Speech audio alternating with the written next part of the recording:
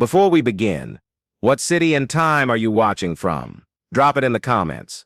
Now buckle up. They thought it would amuse him. The hunt was tradition, a display of dominance, of species-level pride. Every 10 cycles, the Xerthkai invited a lesser race to join them in the culling, not to succeed, just to watch them fail. This time, they invited a Terran, a human. His name was Mason Hale, ex-Special Ops, discharged honorably, no medals on his chest, but scars on his soul. He wasn't chosen because Earth requested it. He was chosen because the Xerthkai believed humans still needed humbling. You will hunt the Vorak, they told him. A worthy death, even for a Terran. Mason had nodded slowly.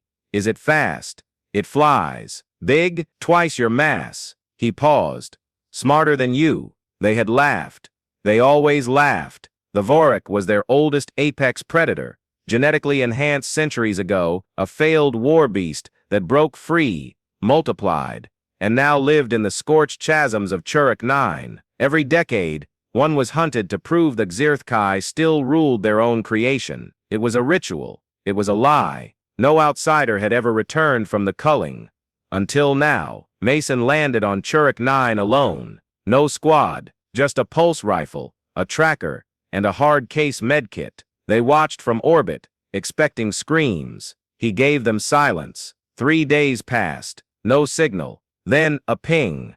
He was alive. Barely. They retrieved him from the edge of a crater, limping, bloodied, one arm broken, suit scorched, but smiling. And beside him, the Vorak, not dead, not leashed, just sitting, watching him, breathing slow, and Mason, ever calm, just looked up at the stunned Xerthkai general and said, I think he likes me. The Empire went into uproar. The Vorak was not tameable. Its mind was engineered to reject commands. Its instincts were sharpened over centuries of war and exile. It could smell deceit. It killed without hesitation. But this one didn't. It followed Mason like a shadow. It slept near his bunk. It growled when guards raised their voices. And when the council attempted to sedate it for study, it didn't rage. It simply moved in front of Mason and waited, unblinking. The scientists were divided. Some said it was manipulation. Others called it evolution. But only Mason understood. She wasn't hunting me,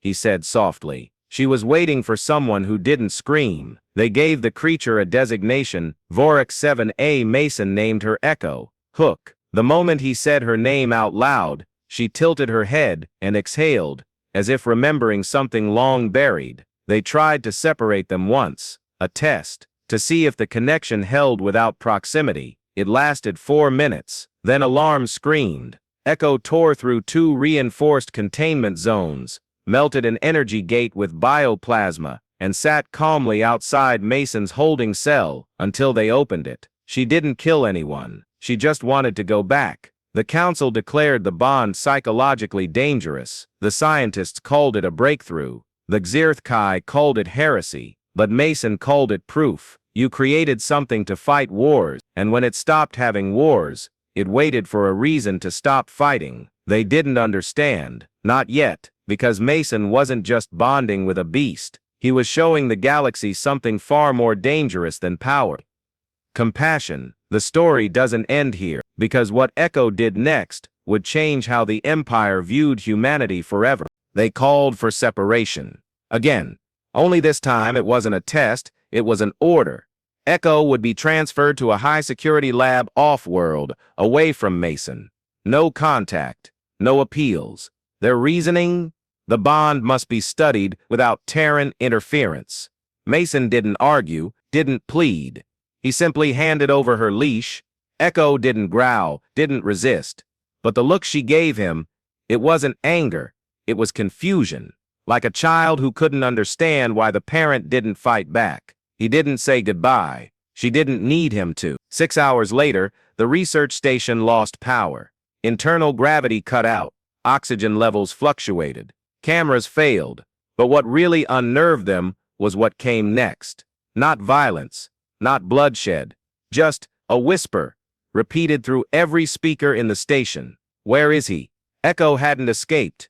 She had moved. Silently, strategically, like a soldier trained in infiltration, And she didn't kill, she incapacitated, stunning guards, disabling doors, locking down escape pods, until she found the room. And there, standing behind reinforced glass, was Mason, waiting, unsurprised.